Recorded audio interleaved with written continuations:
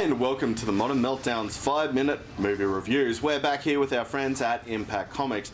A very appropriate setting for the subject matter, don't you think? He is a comic book hero. It's very true. Now, if you don't know how the 5-minute movie reviews work, what we do is we put a clock up here. We have 5 minutes to deliver you a comprehensive movie review. So, without further ado, let's start the clock. Alright, we're going to start with inserting general shrinkage pun right here. Now, this is the end of the summer movie blockbuster season, in fact the end of the Marvel Phase 2 of films. Now, this isn't the best Marvel superhero film that I've ever seen, but it's actually pretty close to the top.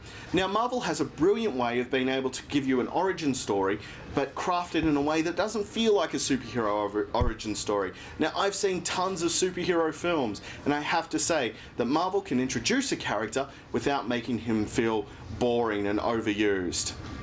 Yeah, Marvel have been doing a very good job in that regard, and I've grown to appreciate the diversity that they have in terms of tones throughout the films that they have. They have the Captain America ones, and Thor, that are a little bit more serious. You have the more silly ones, Avengers, Guardians of the Galaxy. And now you have Ant-Man, which is just a straight-up comedy. I really like that.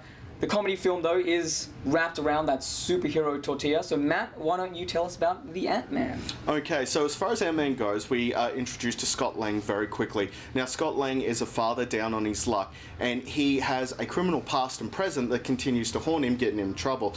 These complications lead him on a journey to meet Hank Pym. Hank Pym is the original Ant-Man. Both of these guys team up together to try and get back the shrinking technology, which may have fallen into dubious hands. Yes, the shrinking tech, definitely one of the film's strengths. Now, I would have preferred more shots of, the ant perspective of the everyday world, but you still get a decent amount of that, and they're still a treat to behold.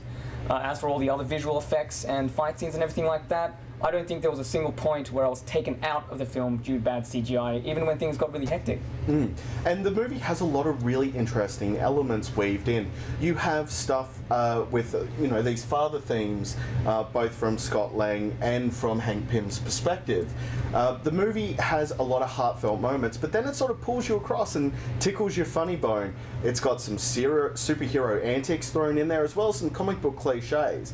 And this all comes together like a great meal. All these ingredients make a really unique and interesting experience. Yes, the hair in the soup, though, is the fact that Marvel continue to use one-note villains, okay? You have David Cross / the Yellow Jacket. He's a little bit more fleshed out than Ronan from Guardians of the Galaxy, but just barely. And I felt that Corey Stoll tried his best to imbue the character with a little bit more personality, but when he's on scene, you just don't feel anything from him because there's just nothing for him to work for.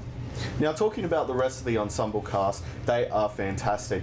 Paul Rudd really infuses some warmth into his father-daughter scenes, as well as having perfect comedic timing. Then you've got Michael Douglas, who's playing this failed superhero, but still has this hope for redemption. Evangeline Lilly is just fantastic. She's so on point with her heartfelt emotions. I always felt that the performance was genuine. And she's had a really rough life in the film, but is leading to something really, really cool.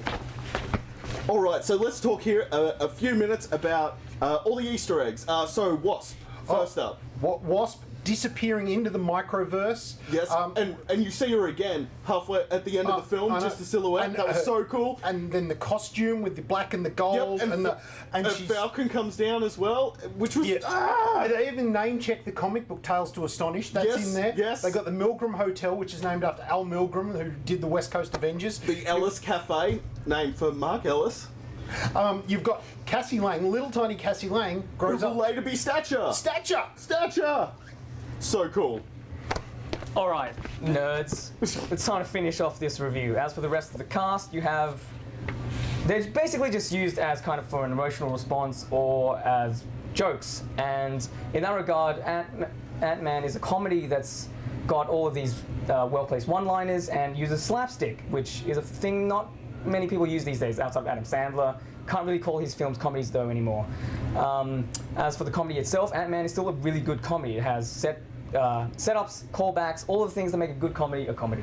Absolutely. Now, Ant-Man is a fantastic superhero film. It's got a lot of interesting themes and elements all combined in there, and the shrinking scenes are worth the price of admission alone. Price of admission alone. This was Matt in the theater. Oh my God! They mentioned Spider-Man.